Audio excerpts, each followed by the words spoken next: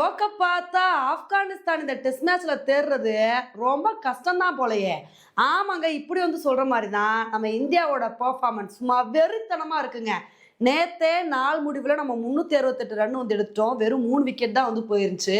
சுப்மன் கில்லும் பண்ட்டும் நல்ல ஒரு ஆட்டத்தை வந்து வெளிப்படுத்தினாங்க. இன்னைக்கு அவங்களோட ஆட்டம் வந்து அப்படியே கண்டினியூ ஆச்சுங்க. இவங்களோட பெர்ஃபார்மன்ஸ் அப்படியே கண்டினியூ ஆக நினைக்கும் போது அப்பதான் சலீம் சஃபி இருந்துட்டு, எப்பா நேத்தும் நான் தான் விக்கெட் எடுத்து ஸ்டார்ட் பண்ணேன், அதே மாதிரி இன்னைக்கும் நான் தான் விக்கெட் எடுத்து ஸ்டார்ட் பண்ணுவேன் அப்படின்னு சொல்லிட்டு மனுஷன் சுப்மன் கில்லோட விக்கெட்டை வந்து எடுத்தாரு.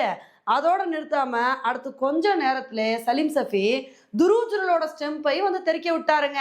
அதுக்கப்புறம் என்னதான் விக்கெட் போனாலும் பண்ட் வந்து நின்று நான் ஒரு நல்ல இன்னிங்ஸை கொடுப்பேன்னு சொல்லிட்டு 80 ரன்னுக்கு மேலே எடுத்து ஒரு சூப்பரான இன்னிங்ஸை கொடுத்துட்டு இருந்தாரு.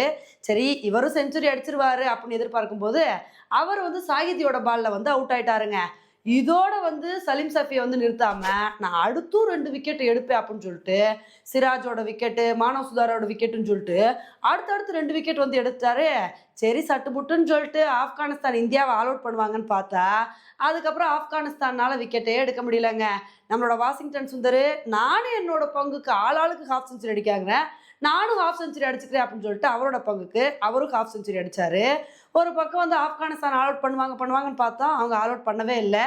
இதனால நம்ம இந்தியா என்ன பண்ணிட்டாங்க அப்படின்னா 564 ரன் எடுத்தவொடனே நம்மளே வந்து டிக்ளேர் பண்ணிட்டோம், இதுக்கு மேலே நீங்களும் விக்கெட் எடுக்கிற மாதிரி தெரியல, அதனால நாங்களே டிக்ளேர் பண்ணுறோம் அப்படின்னு சொல்லிட்டு 564 ரன்னுக்கே வந்து டிக்ளேர் பண்ணிட்டாங்க. பெரிய டார்கெட்டை பார்க்கும்போது நமக்கே தலை சுத்திருச்சே, ஆப்கானிஸ்தானுக்கு எப்படி இருந்திருக்கும்.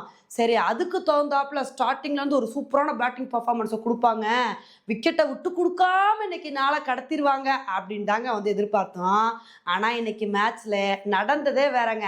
இன்னைக்கு ஆப்கானிஸ்தான் பேட்டிங்ல அதிரடி காட்டுவாங்கன்னு பார்த்தா இந்தியா நாங்கள் பேட்டிங்ல மட்டும் இல்லை பவுலிங்லேயும் அதிரடி காட்டுவோம் அப்படின்னு சொல்லிட்டு சூப்பரான பர்ஃபார்மன்ஸை கொடுத்துட்டாங்க.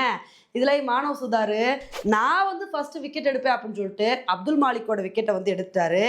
அதுக்கப்புறம் செதிக்குள்ள ஆட்டல வந்து பிரசித் கிருஷ்ணாவோட பால்ல வந்து அவுட் ஆயிட்டாரு. அப்புறம் வந்து மானவ் சுதார் அவரோட பங்குக்கு மாற்றி மாற்றி 2 விக்கெட் வந்து எடுத்தாருங்க. பிரசித் கிருஷ்ணாவும் அதுக்கப்புறம் வந்து விக்கெட் எடுத்தாரு. இதனால வந்து இன்னைக்கு ஆப்கானிஸ்தானால ஒன்றுமே பண்ண முடியல, மாற்றி மாற்றி விக்கெட் போய்கிட்டே வந்துருந்துச்சு. இதனால இன்னைக்கு ஆட்ட நேர முடிவில் ஆப்கானிஸ்தான் வெறும் 113 ரன்னு தான் வந்து எடுத்திருக்காங்க. ஆனால் விக்கெட் மடன்னு சொல்லிட்டு 5 விக்கெட் வந்து போயிடுச்சுங்க.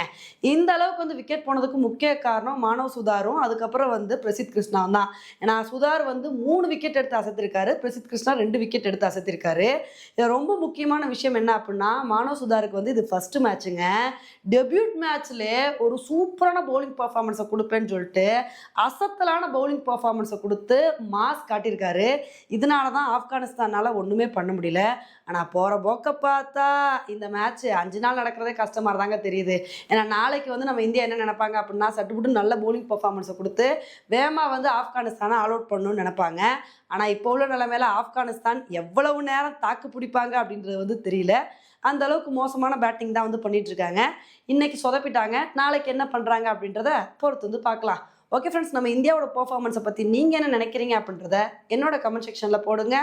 இதே மாதிரி இன்னொரு வீடியோவில் உங்களை வந்து மீட் பண்ணுறேன். Bye friends.